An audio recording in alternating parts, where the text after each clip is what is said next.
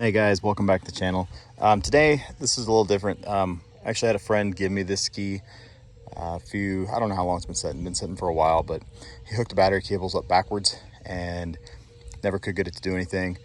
Like I said, he just kind of parked it. So I kind of dug into it. First fuse that I checked was the ones back here, down there with the solenoid, and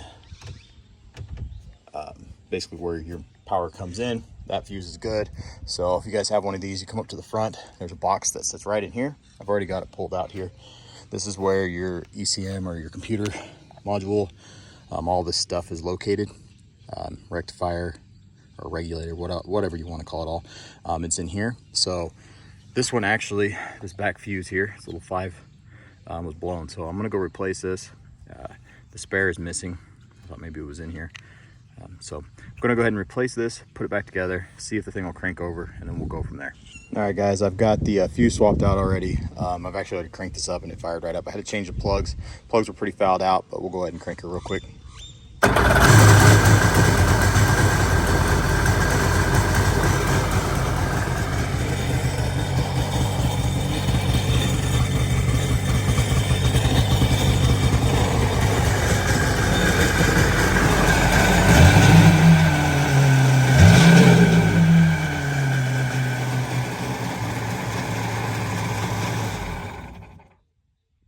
I'm a little bit concerned that maybe I got an exhaust leak.